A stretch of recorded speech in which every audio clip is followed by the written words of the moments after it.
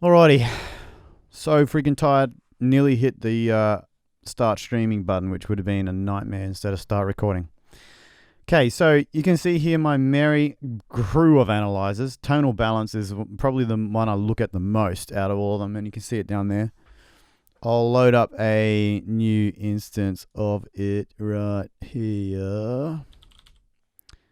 Tonal balance. All right, when you load it up, it starts in broad mode, and I think it defaults to like average time of 10 seconds or something. I'd turn that off. I want it on 1 second because I want it to react super quickly to what's going on. Yeah, that's just a personal preference. I like more information, more detailed information. And I don't leave it on broad, I leave it on fine. And you can change your presets up here of the different curves. You can see that I've got a couple in here. The default ones are actually pretty good, but I also have other ones in here as well, like Test Drive from Murphy. I just love the sonic balance in that. It's just very pleasing to me.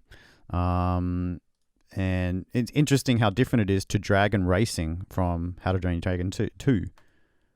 Part of that's probably because of the variation in the track that I analyzed itself.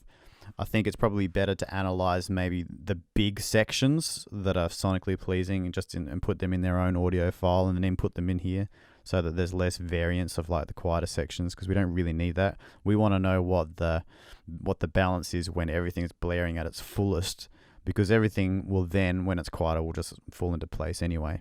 But Test Drive was a good one because it's pretty full on through most of it, so the variance is pretty little.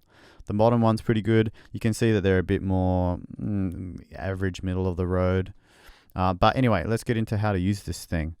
The cool thing about this is that it's not actually telling you how loud your bass is or how loud your treble is. It's telling you how loud your bass is in comparison to how loud your high frequencies are, which is really cool. It's all about the balance, because that balance of frequencies, not so much like the level of the bass or whatever, but the balance, the shared load of how those frequencies are interacting is kind of what defines how pleasing something is to our ears. And believe it or not, there are actually ideal kind of curves for this that cater to the way that we hear, that just most people would agree it sounds that makes it sound better. Okay, so that used to be very hard to figure out. You used to have to do quite a lot of trickery, starting with pink noise, and then but you had to do a bunch of steps to be able to then actually kind of monitor that and keep track of that. But this plugin came out, and all of a sudden it became very simple, like so simple that I can go in here, I can click create a custom target curve from an audio file, select a track that I think is kick-ass, and it takes like a few seconds and spits out this curve. It analyzes the whole damn song and spits out this and says that's where Murphy had everything tonally set for Test Drive. Off you go. When I first opened it up, I couldn't believe it.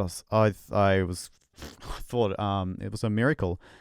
The interesting thing, though, is that no one on VI even talks about this. No one cares. Everyone talks about all the other features, the other gimmicky features in Neutron, but people don't understand how important this stuff actually is. So let's keep it that way. All right, so let's see it in action. It's not just a meter that you can look at a pretty curve. It actually will help you create your music to fit within these same kind of boundaries that are agreeably pleasing. All right, so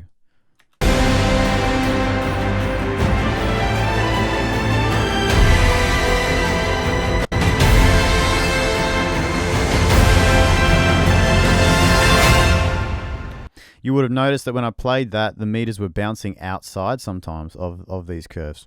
Totally fine. Don't stress. It's not a problem. This is an average, remember.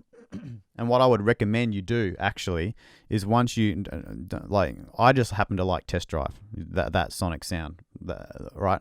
If you like something else, you put whatever on earth you want in there.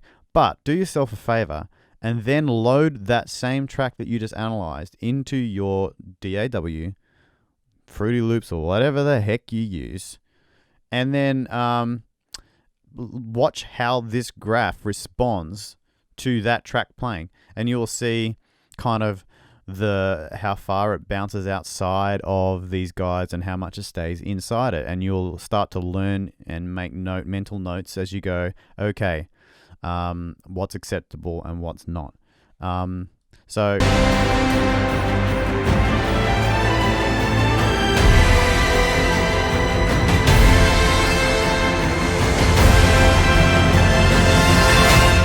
you'll see there's at the very top end, the frequencies dip off a bit. That's because I imported an MP3 here, and those frequencies just don't exist in an MP3. But everything else is pretty much where it needs to be. It sounds, and if you were to compare this to Test Drive still obviously sounds better because it's just better everything. I'm using samples on my computer. That's only so far you can get, you know what I mean? But it has the same, I get the same kind of feeling from it that I get from when I listen to Test Drive. It's that everything just feels satisfying to me. You know what I mean? It just feels like it's sitting where it should. Now, you could use it in mastering to kind of, but that's a big band-aid fix. You know, you could go, all right, I noticed that the low mids were kind of, maybe possibly could do with a bit of boosting.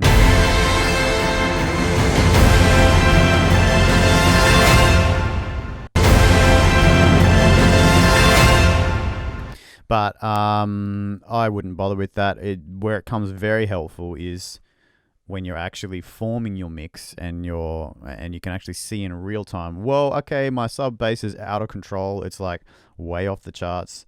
Or you can see that in your massive, huge part, you can see that your high frequencies are super lacking. That kind of was what used to happen to me a lot. I didn't realize. But what this helps you do is it helps you actually see, well, what high frequencies do I actually need more of in my mix? And then don't just go and put like a whole massive, yeah, done, guys. No.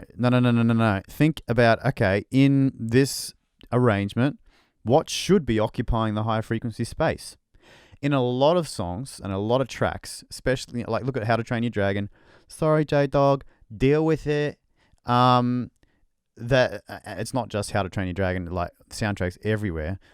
They use like a high clicky sound. You know what I'm talking about? It might be a tambourine, it might be a shaker, it might be a could be like a hi-hat on a drum kit. You know, there's actually a reason why all these things exist in pop music, and it's not just because it's the done thing. Those things help achieve a higher energy level of high frequencies in bigger parts of songs, whether it be a chorus or a climax in a trailer. They help keep the energy of the high frequencies up. They're always there. And you'll notice that, and so it's quite easy for high frequencies in a well-balanced mix to just trail off just a little bit, and keeping those elements in your mix, you know, with controlled transients and making sure that it's not out of control. It totally helps achieve like a better balance of frequencies that is perceived to be more pleasing. Anyway, I'm starting to waffle, but this is not only a tool that can help you make better mixes. This is a tool that actually teaches you a crap load. And as you start to, I would just spend a few days analyzing stuff in here. I did, and I still do, and just watch and learn from it and think about the arrangement and how it's and why it's fitting inside that curve. What have they done to it? Most of the time, it's just in the way they've balanced stuff. Hey, they haven't. It's not really. There's no big EQ or dynamic tricks going on a lot of the time. A lot of the time, it's just like in this one, my 2.5K was going out of control in my mix a little bit. Oh, no, it wasn't this one. It was the last one. And so instead of EQing something out, I just sat back and listened, and because I knew I'd balanced this template to a certain soundtrack already, so it should work. But I figured out that I just needed to lower my trumpet level just by a couple dB, and everything just sat back in place perfectly, and it felt natural again. I didn't have to hack away at something with an EQ. It just worked. So yeah, no matter how loud your track is, this meter will still always stay the same, because it's not about dynamics. It's about tonal balance. That is where true bliss lies. I'll buy the damn plug-in, you stooges.